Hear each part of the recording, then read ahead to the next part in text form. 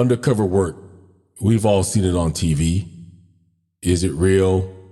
What part of it is pretend? What part is just acting?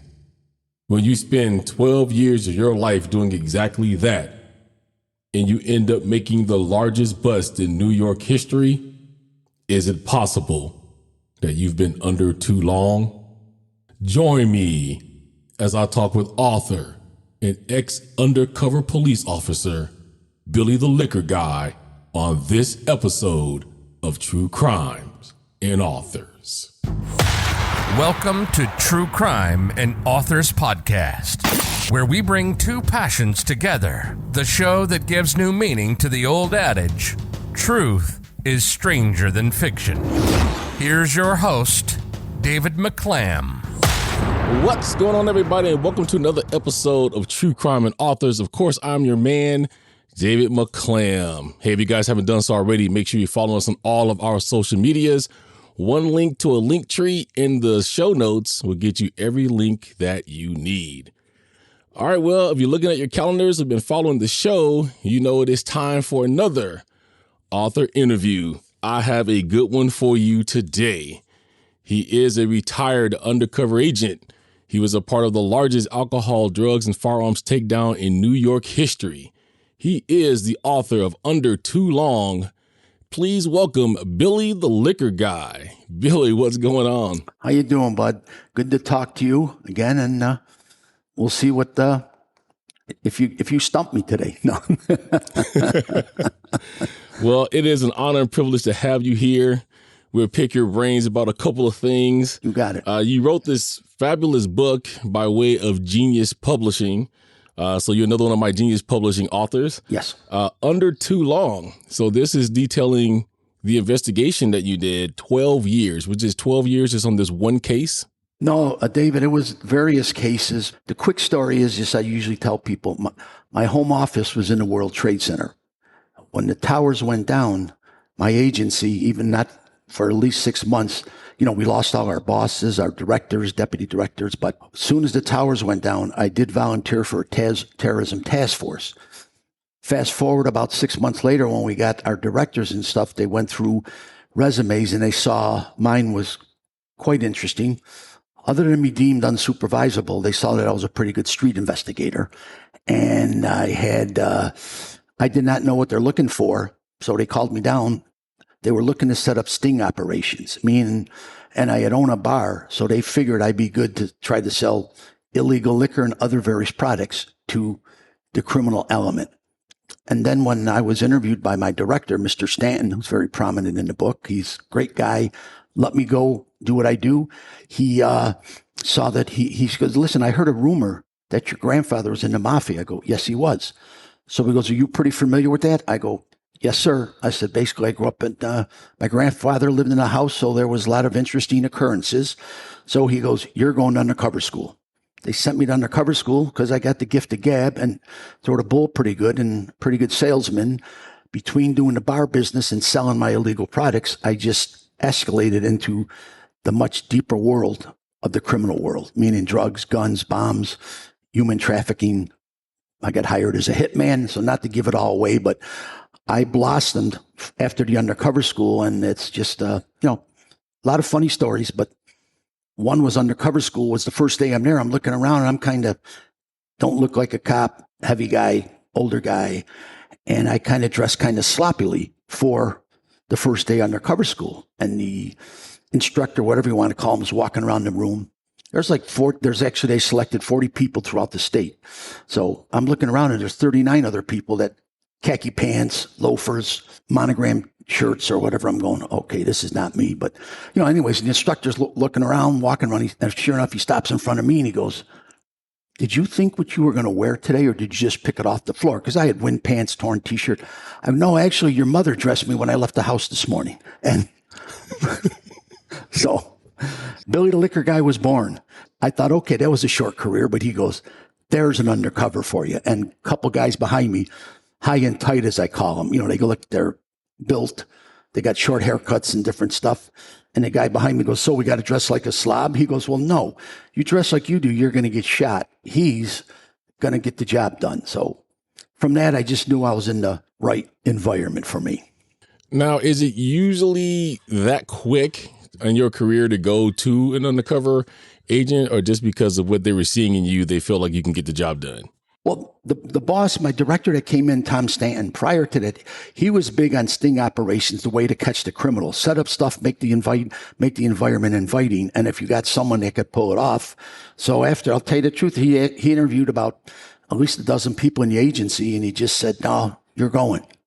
And I think it was an extraordinary experience because of 9/11. They were looking to find out, to get more deep into actually the terrorism and how things occur. And a lot of people don't know the reason they called our agency, which was actually, it is the Petroleum, Alcohol, and Tobacco Bureau, that the Al-Qaeda funded the terrorist activities by buying untaxed cigarettes, which they would get from Virginia, which has a very, very low tax compared to New York City.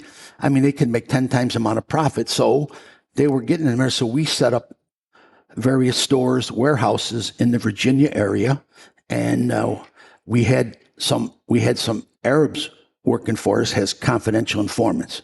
They were criminals we caught, but they worked with us because the Arabs would not deal with anybody else but Arabs. So our front man was an Arab, and I was the primary undercover to run the operation in the warehouse. We just, from that, it blossomed. We just had people coming in left and right. We advertised in the Arabic newspaper. First day we set up, we had 10 customers, not knowing what's going to happen. It was, and from that, once you get involved in the criminal world, it spreads. Different people want to do different things. Everything was just based off that. I got to admit, I really lucked out to get noticed because I was in a Jamaican bar in Elmira, New York. And unbeknownst to me, it was a crap bar. The owner, who was white, wanted to buy some bottles. I said, "Listen, we don't deal in bottles." I was walking out as I'm exiting the bar, a real dive. These 3 young Jamaican gentlemen approached me and said, "What are you doing? What do you got?"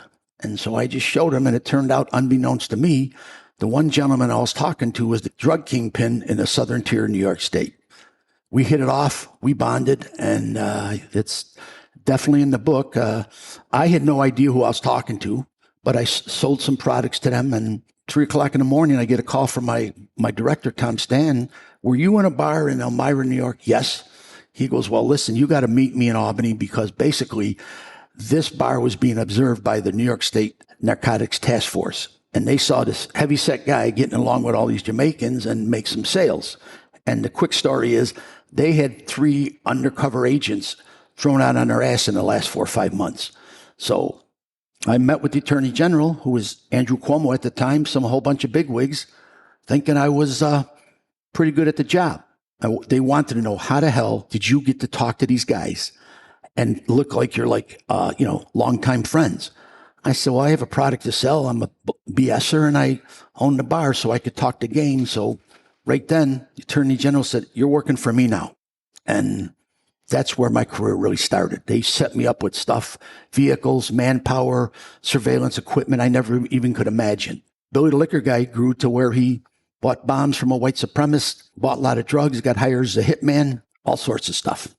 Now, as you were saying in your career, because I've certainly read it, you dealt with Jamaicans, Yeah. you drug with white supremacy groups, hitman. Was there ever a time where you felt like maybe your cover would be blown, or did you feel like any of these guys was catching on to you? Because let's face it, Jamaicans are usually pretty sharp at this kind of stuff.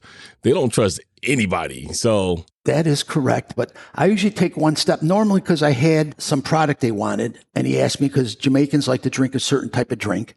I said, I can get it, but more importantly, after the second time we met, he had the Jamaican hat on. So me, I like to say, push the envelope or step out of the box. I go, "Hey, I always wanted to know, what do those colors mean?" And he explained the colors of the hat. And actually I said, I go, "Well, because my brother-in-law is, I said, part Jamaican, but he never talks about it." He goes, "Man, you're old white man. You don't have no brother-in-law that's Jamaican." I go, "Okay, you caught me." I says, "But I think I'm going to pick up some hats and I'd like to sell them or whatever." So long story short, I drove down to New York City with a Jamaican investigator. I went to a street sale. I bought a box load of Jamaican hats. And when I brought him back to the bar, he thought I walked on water. You know what I'm saying? And he hit it off. Sometimes you just hit it off. And, I told him some stories.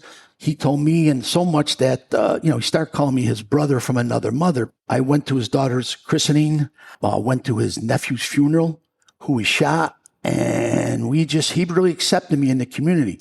So much so that when they finally took him down, they had to firebomb his house to get him out. Once they firebombed his house, I did not know this because I was nowhere near the scene, just in some observation. He calls me, he goes, dude, no, Big Dog. He goes, Big Dog, don't come down here. They're arresting everybody.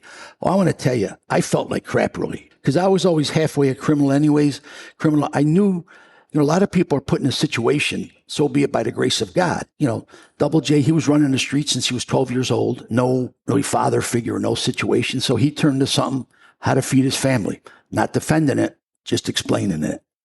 So in fact, I was told numerous times by some of what I call the suits that are on our job, telling me, you're too close to this guy, you do too much, you're crazy. And I said, that's what works for me. I'm friendly. I've never been thrown out of a bar. I got not made, but one time was the bartender at the white supremacist bar. The owner was in the kitchen. He said, hey, Billy, can you get me something from behind the bar? Well, I went behind the bar, and as soon as that, the biggest biker I ever saw, who was sitting on the stool, did not know he was the bartender. He started yapping at me and running upside down the other, and he's a big dude, man. I'm 6'2", 270. This guy was 6'4", 300, and not jacked, muscular. And I thought I'm in for a beating. But all of a sudden I hear the owner yell, hey, he came to my defense. The owner was in the kitchen because he heard the yelling. And the guy, this guy was he didn't like me. Maybe the guy was jealous that I got in pretty tight with the owner, but he said, you have no idea who this guy is. He could be a cop, this and that. The owner jumped in his face and said, listen, all I know is he makes me money and you rob from me. That's all I know. And I say, until in the business he brings me. So it turned out he actually was right. And he was one of the dumbest guys I ever met. But it's ironic that he was right. Thank God, not 3 weeks later, he got in a motorcycle accident where he became almost paraplegic. So he was never in the scene. But you never know. But like in undercover school, just a simple thing. Why I always use my first name. Because you don't want to be somewhere in a crowd and someone's going like, my name's Bill, and someone's going, or you use Mike. And they are smart. Little things you have to know where the gas tank is. You have to know where the radio is, how to change this, where the wipers are, where the little things that you would never know. Because if you're doing a deal and you're driving around with somebody and all of a sudden you don't know where the lights are, a lot of criminals are very, very street smart. So to answer your question, not to go on and on, I was never worried because I just felt so comfortable, but and so that got me in a little bit of trouble. But plus, within 6 months, I became Billy the Liquor Guy. I mean, that degenerate trying to buy drugs, trying to gamble, trying to do whatever I can, staying in bars to 2, 4 in the morning and those Jamaicans can drink. I'll tell you that one. They like their Jack Daniels. Thank God it was my drink, but it's hard when you're wasted not to give up your cover. But I became Billy the Liquor Guy, so it made it much easier. So help me separate TV from what you went through, because I've always wanted to ask this question. So I watch a lot of Law and Order, huge fan. Yes, Ben. Yes. Stabler, after his wife is murdered, he gets onto the guy who does it. They send Stabler undercover. Right. If you've probably seen that, Stabler gets in real deep. He ends up having an affair with the man's wife. Right. And so they say, we feel like you're compromised and you're in too deep. How easy is it for you to slide into Billy the Liquor Guy and have Billy the Liquor Guy take over who you really are? Is it possible to get in that deep to where you're compromised yourself? Oh, yeah, exactly. And Stabler's one of the better undercovers I've seen on TV. Some of the other stuff is just stupid. The only thing I say about the Stabler one is that, how does he still do his cop duties? You know what I'm saying? Here, I don't care how big his city is. Sooner or later, someone's going to see you somewhere, especially in the criminal element. But first, I was going to write a book, or my boss was writing a book, and that's how it all started. But his ghostwriter wanted to meet the undercover. Well, the first few months I met her, she was asking me about some stuff because she wanted to see. I said, listen, there's not really much I got to say. And I finally, she's stoning me. I said, listen, I'll come down next month because the statute of limitations were up on some of the crimes I might have committed. Okay, because you do have to break the law to be a good undercover, or bend the rules, as I like to say. So, but no, I got in deep. But once statute of limitations were up, and I checked with my attorney of stuff that I might have done while I was trying to make some type of deal. Things happen. You're sitting in the basement with a bunch of Jamaicans and they're passing around a doobie, or, you take a drag, it's end of story. The only thing, David, at the time, I was a 50-year-old guy, and these new different drugs are like much different than when I grew up in the 60s and 70s. I got wasted. I have just, plus they make them like cigars almost. The Jamaicans doing whatever they have is the strongest stuff I've ever heard about or definitely tried. But yes, we call it bend the rules. You do what you got to do. And that's the last thing my undercover instructor told me. He goes, remember, other people's going to tell you what to do, but you're the one with your life on the line. You do what you need to do to stay alive. So to answer your question, yes, you get that deep undercover and you live that life. I mean, they had me set up in apartments. I had a girlfriend that was a madam, and you go by, you live that life. The only thing is I got so good at it that I got farmed out to so many agencies. Within about 3 years, I was just gone. Didn't realize it, but my mind, I was Billy the Liquor Guy and would do almost anything to get a bigger drug deal. Good show, though, by the way, Law and Order. Yeah, we're huge fans. Yeah. So you're part of the biggest bust of alcohol, drugs, and guns in New York. Right. It led to 87 arrests and the recovery of just an amazing amount of cocaine, crack, and marijuana. Right. When that's all over now, so the case is over, everybody's busted, is no longer Billy the Liquor Guy, they find out that you're a cop. How does that affect you now at this point? Well, normally they try not to give up because that was just actually the beginning of my career, David. From that's when they saw how well I performed. Other agencies were clamoring to get Billy the Liquor Guy. I mean, I worked for the DEA, even Secret Service. I worked for the FBI, ATF. They just passed me around because I was fortunate. But that one was the beginning of my career, and that was just in New York State. And the reason is I just made some contact, and I mean, they took people all over the state, down from Syracuse, Rochester, New York City, because it all branches out. You start dealing with somebody, and they don't happen in a couple of months. They go on for months, if not years, because you got to work your way up the chain, and it takes time. But and when they don't get arrested after about 6-7 months, it drops their guard a lot. But to answer your question, I was given up by one of the suits in one of the interviews. Actually, I was given up when the suit was interviewing Double J. And I told the trooper who I bonded with also, said, listen, give the guy respect. If you give him respect, it'll break him down a little bit. But don't come in there like an ass or, demanding stuff. Anyways, he was doing a great job. But one of the attorney general's investigator came in during the interview and he gave me up. He said, he was getting so mad. He goes, you think you're so smart? Your buddy there that you bought the drugs from or you sold drugs to, he was an undercover agent. Well, obviously, the crap hit the fan from the other people interviewing. They escorted him out because you never give up the undercover, even, if you have to go to court. But I had so much video stuff and audio stuff, I never really had to go to court. I went to a lot of grand juries, but I didn't really go to court. So that was, obviously, a lot of people got upset.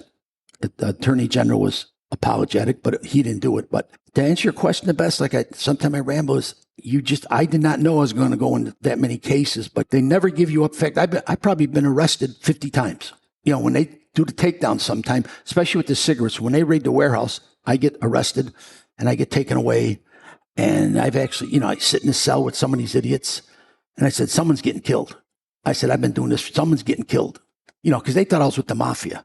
So I even played a role when I'm in jail. And most of them were scared of me. One guy, when we were putting in a police car, one of the guys mouthed to me, I'm sorry. So I'm going, okay. Now he's going to jail and I'm going to have a steak dinner in New York City somewhere. Well, I will say, we've had this discussion on the phone. You definitely do. You sound the part. You look the part. If you came and told me, you was part of the mafia, I wouldn't, deny it. But you're right. This one case, it set you up. You went a lot of places. Just to name a few: Operation Spirits, New York. You did Operation Keystones in Pennsylvania, and in Virginia. You ran up and down the East Coast, United States. That leads me to this. So 12 years of that, you're doing various things, various crimes. After you get out, what effect does that have on your life? I'm sure PTSD is a major thing. And I like to talk about that because a lot of people don't believe that the mental health issue of it is real, whether it's PTSD. I was never an undercover cop or anything like that, but I've suffered from PTSD before it was known as that because my mother and I were heavily abused by my father. And there's still things now at my age of 49 that I can look back on and say, man, yeah, this was a PTSD moment. I still have it. If a man who's bigger than me or blacker than me gets in my face and yells at me, it triggers something. How do you handle that? How's PTSD doing with you? You had mentioned some. I did not realize, but I grew up in an abusive alcoholic household. Same thing with my dad. Good guy, but once he drank, he was just downright nasty. So it hurt me, but I was also trained because I'm a Gemini, but I was also pretty good at tap dancing. When your dad's mad at you or trying to beat you or do something, you do whatever you can do to get out of it. But so I did not know that hurt me and helped me. But once I retired and I had nothing to worry about, I mean, it hit me full force. Like I think I said in the book, I went from chasing bad guys in Tunisia to once I retired, 2 months, I didn't know what the hell was going on with me. I didn't know. I couldn't get off the couch. I had sweats. I had heart palpitations. I had crying. If I would just sit there and cry for no reason at all. So I eventually took me a while, but everything came up. And you know what was the trigger of it was of all the stuff that happened, not only the gun that was pointed to my head that clicked was, I had a death in the family. One of my nieces lost their baby to crib death. And I do say it in the book. It brought me to tears because I can't figure out what's going on. All of a sudden, the incident that happened, which started to trigger, but was also the death of my great nephew, because the day before the incident or the night before, I couldn't sleep.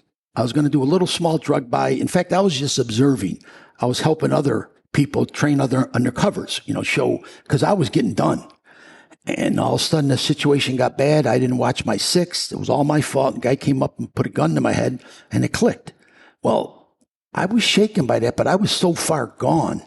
It didn't really bother me. But that night when I fell asleep, there's my great nephew, Joey, flying above me with his burial outfit and wings on. And, I was explaining that he was an old soul. He was in our family. But of course I went down the path. This kid had to die to protect me. I didn't accept that. And plus there was numerous other fatalities that I was involved in, not my fault, but I participated in them. So I just lost it. And my guard was let down because I wasn't doing the undercover. Then I start remembering, I was starting to see these things the last 3-4 years, but we have so much police humor, levity, you just suppress it. You think you're dealing with it because of the humor, the sick stuff, you break chops between cops and different things.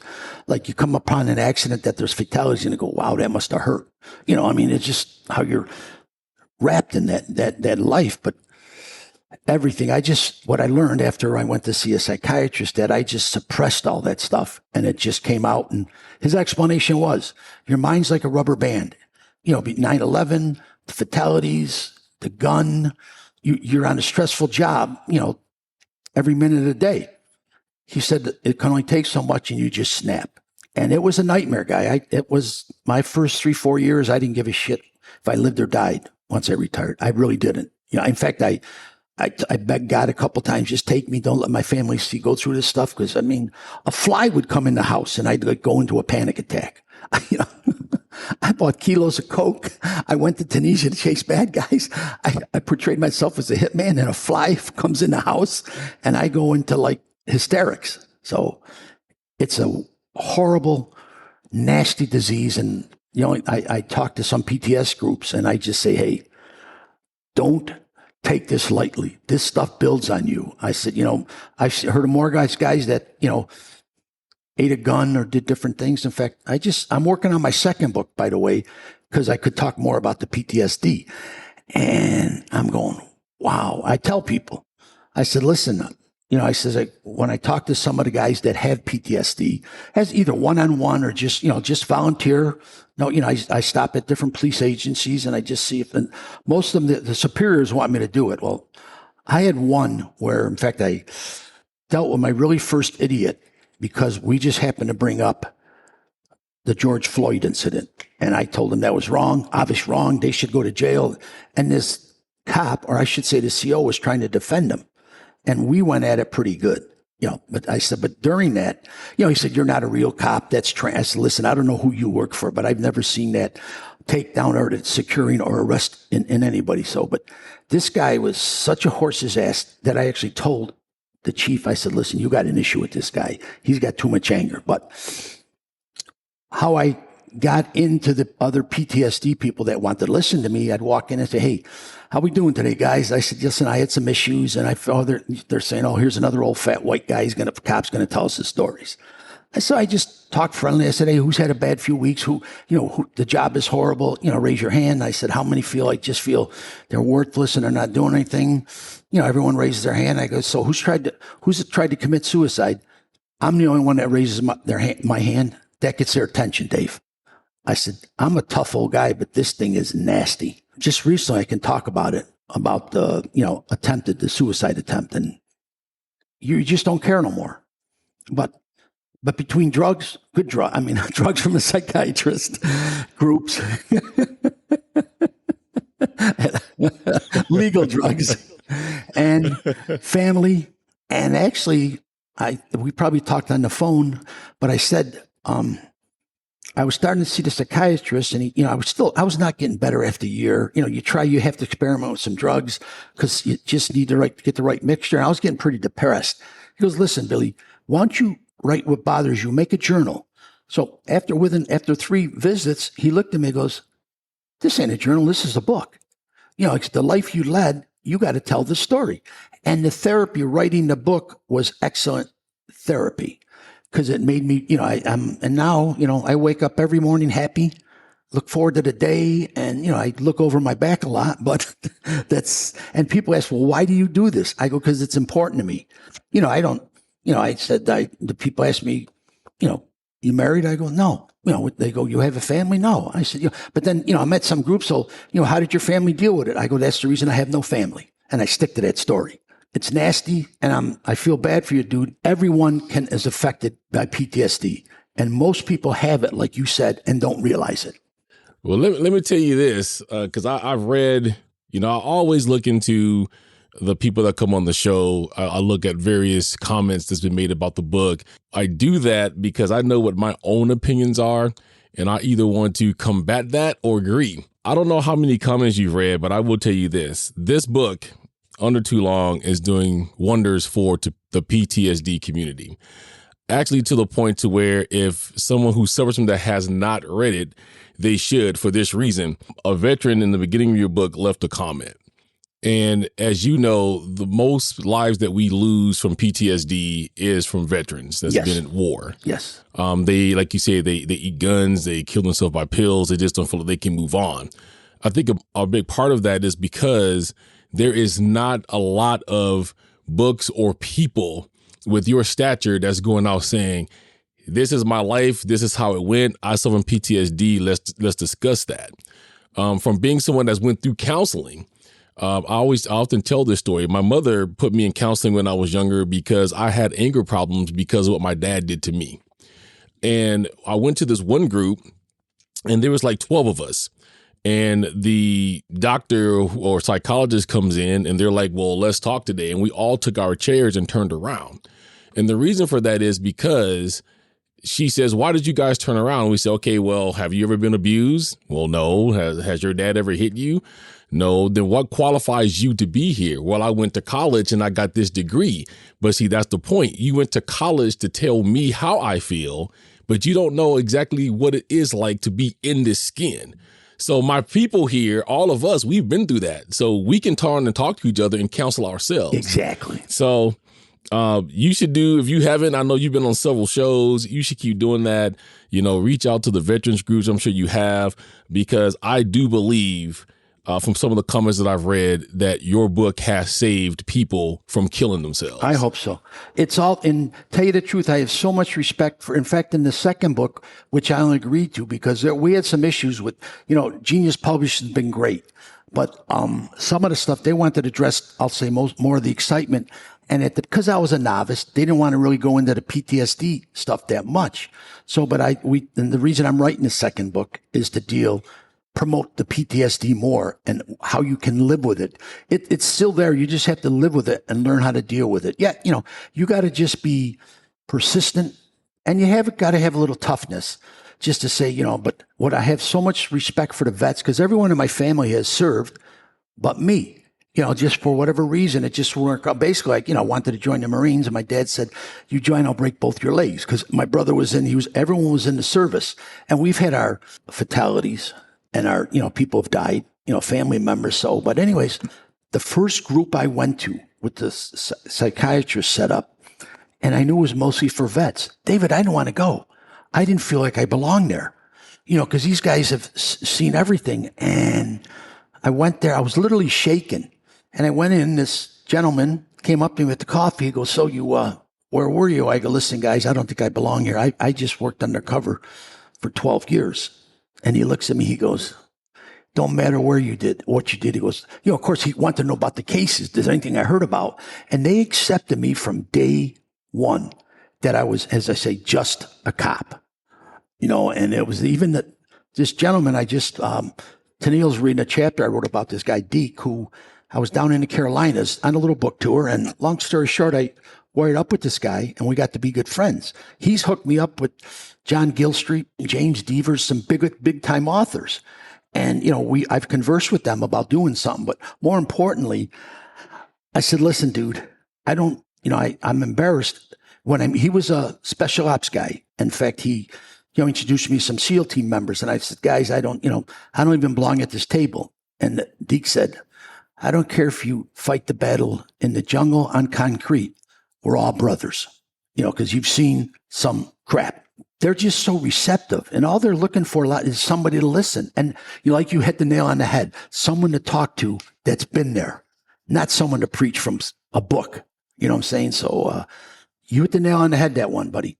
So now that you've written this book, have you faced any backlash from maybe ex-partners about writing the book and letting everybody know what your story is? No, actually, I was concerned about, if you read it, Tony, because Tony was the man. He was really smart, but, he grew up in a different environment. I was just a little more street thing. And we, after a while, Tony had some young kids. And I said, when it was getting really dangerous, I said, "Dude, don't feel bad if you want to back up and just do something different."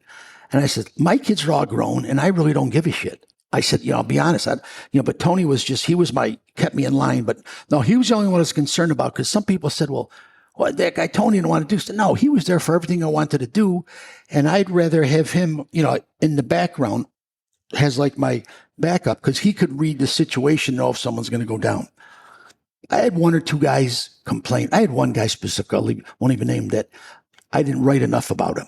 I said, "Dude, I don't have the last say." Yeah. One guy, "You're an asshole. You've always been an ass," whatever. So, but I've always been a team player, and Tennille's aware of this. I had a discussion with the publisher about, he wanted me to put, and the agent that took it all down. Well, these guys have saved my life, and because he wasn't there, he didn't really understand what the bond was, what the Band of Brothers was. I was not going to take all the credit. So everyone I've talked to loves it. They thank it. They said, "Bill, some of my buddies break my chops, like, how did you write a book? You're a moron." And one guy goes, "You must have written, I'm surprised you didn't write any crayons." There were guys that get cop humor. I said, "It's called ghostwriter, idiot." So, but no, to answer your question, I've only had one guy complain because he wasn't in it enough. I said, "Well, I tried." What do you want readers to get out and take away from Under Too Long? What I want the readers to get out of it is, number one, to respect the cops. Like we talked a little bit. There's a hell of a lot of good ones. Some of the stuff you see on TV isn't flattering, but a lot of that's done by the media. There's some cops, anybody that abuses anybody, we have a rule. Once the handcuffs go on, the fighting stops. That's the number one rule. And that's what I want people to know, is there's a lot of good cops, and you see it, that go out there every day and put their lives on the line. More so than me. I was fortunate in a career, but there's the domestic disputes are the worst. You don't know. I was somewhat aware, and I had a backup team ready if something went down. It's not going to end well for me, most likely, if the shooting starts and I'm in a room and the guys are like, even a minute away or 30 seconds. I said, but I want them to understand that there's cops and situation, how they project a criminal sometime they give them too much credit and they diminish the cops too much. So I want them to understand, like anybody else, there's some bad cops out there, okay? But the media portrays it that there's a lot more because 9 times out of 10, even when you see a video, you don't see what's led up to that. Cops, they see so much stuff every day. Well, they shouldn't have chose the career. I said, that's easy for you to say. But someone spits in your face or challenges you, you're fighting every day or doing a situation or argumentative, that builds up. And I'm saying, I'm just explaining. I say, I don't defend, but I just want them to know, servicemen, first responders, there's people out there that are trying to help you. Don't cut them up. Just, if you got a complaint, read into the situation or get the facts. Like I said, we talked about this, defund the police. That's the most idiotic thing in the world. More education, yes. First of all, I am not a gun person. I never was. I didn't like guns. I just try to tell them, just observe the situation and try to walk in their shoes. In fact, in the second book I wrote about the woke or different things, I said, why don't you just do a ride along?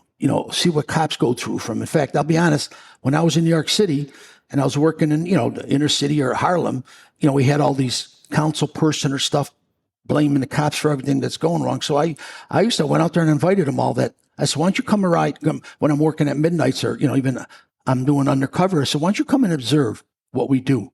I must ask 20 people. Not one person ever agreed to do a ride along or get an idea what a cop goes through from that, and not from 8 to 4, from the midnight to 6, 7 in the morning shift. So, they're all full of crap. That's what I feel, but that's just me. Well, I will be the first one to say, especially being an African-American, I do agree there's a lot of good cops out there. I don't believe, at least in this day and age, from history, that cops sign up to be bad. They get corrupted. They do. I've, doing true crime cases, this is one reason why I do them. PTSD, we talked about, it helps me to put cases out there that needs to be. I dig into cops. And if you look at a lot of the cops that are crooked, they didn't come into to be a cop to do that. They got trained to do that, or they trained what the blue line was, or they were snatched into something else. So yes, there is definitely a lot of good cops out there. We, unfortunately, a lot of the times in my community end up seeing the bad ones. Yes. And I'm friends with several cops. I mean, there's one guy who's a cop now that I worked with for 8 years before he became one. And we have that conversation all the time. So I do agree. I wouldn't give the attitude at first. I always treat them with respect. Hopefully treat me with respect, and we go from there. I hear you, bro. I grew up in the inner city. I had so many different friends that were different ethnicity. The guy in the cover is one of my best friends. He's African American.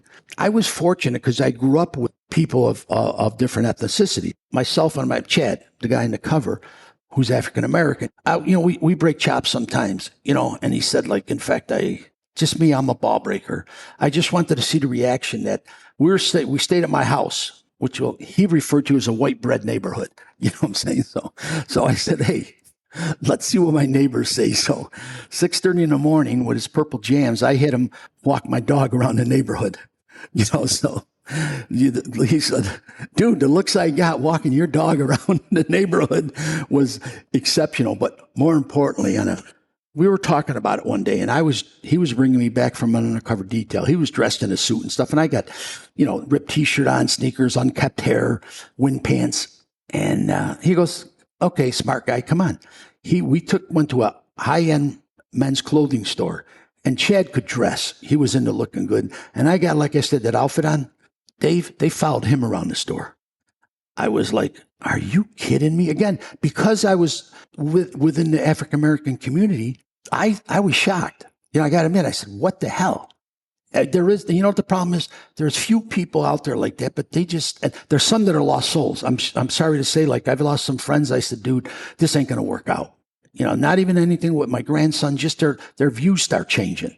You heard more things come out and stuff, or I've had some people tell me you're more black than you're white, especially when some of the cops. I did see some cops who were pretty pissed off about the relationships I got going with, say, Double J. One last quick story. My parents were sick in the hospital, so I took a week off or so. And when you live your life undercover, you do the same thing. I said, Double J, man, I'm not going to be around for a while.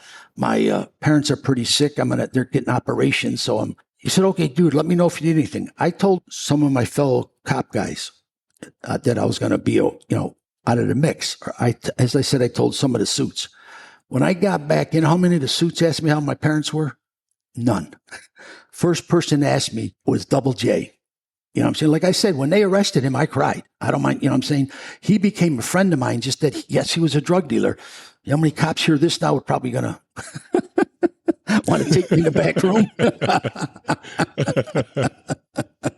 So anyways, it's a different world, but, I'm so appreciative because Genius reached out to you, you reached out to me. And like I said, sometime you know yourself through life experiences. We just know when we connect with somebody, I consider you just me like more than like, a podcast person and stuff. I consider you a friend and someone I could always talk to.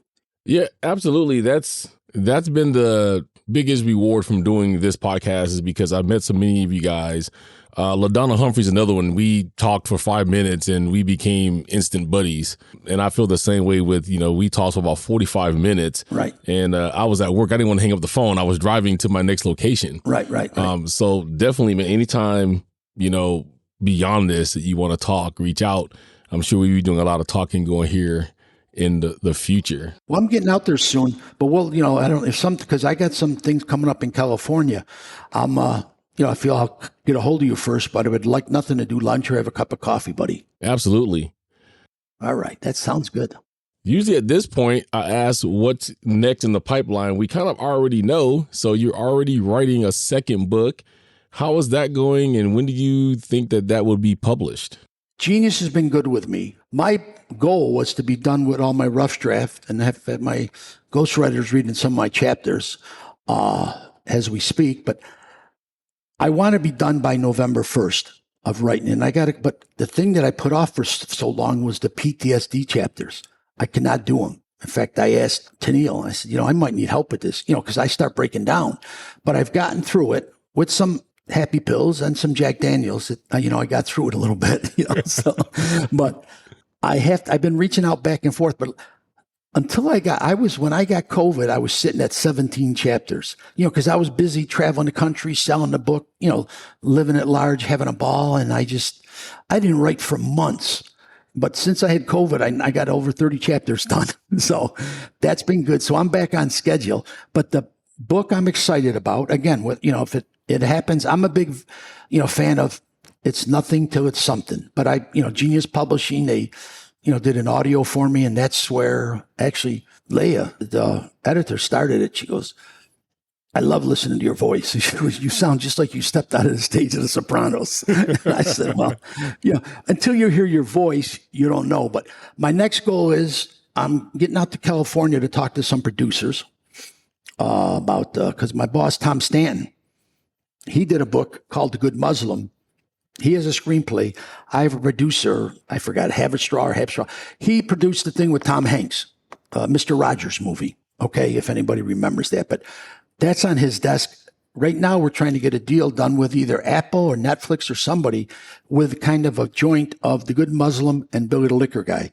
Because in The Good Muslim, he wants to talk about the good Muslims, that they were a big help in helping us catch the terrorist, because they would work with us. So he's got that. Him and this New York Post columnist or whatever wrote it.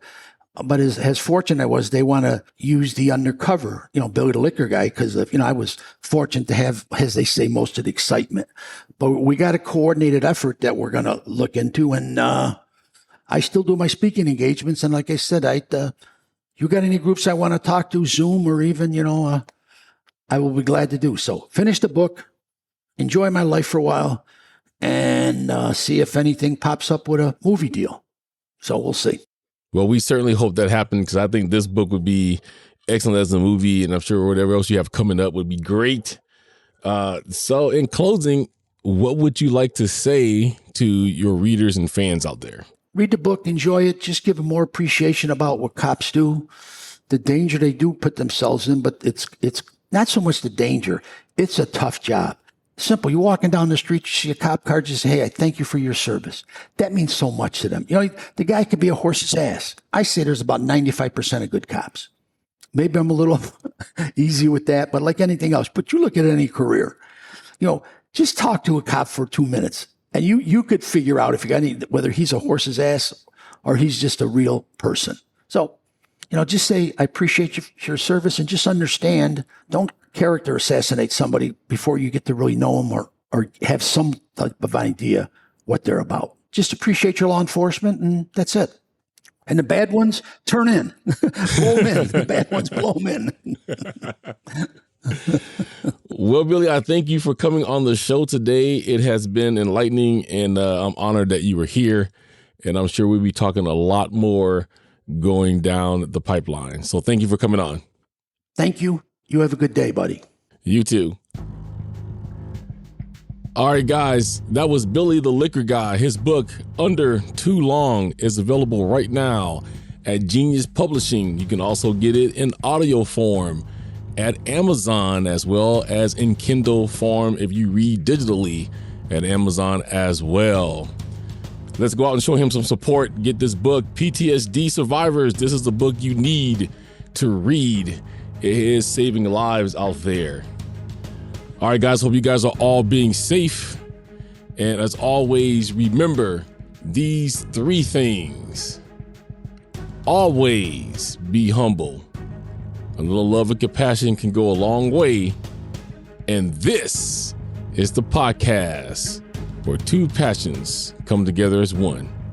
I'll catch you guys on the next one. Thank you for listening to True Crime and Authors. Don't forget to rate, comment, and subscribe. Join us on social media. On Facebook at True Crime and Authors. On Twitter at Authors True. On YouTube and TikTok at True Crime and Authors. And email at truecrimeandauthors@gmail.com. Cover art and logo designed by Dazzling_Ray from Fiverr. Sound mixing and editing by David McClam. Intro script by Sophie Wild from Fiverr. And I'm the voice guy, your imaging guy from Fiverr. See you next time on True Crime and Authors.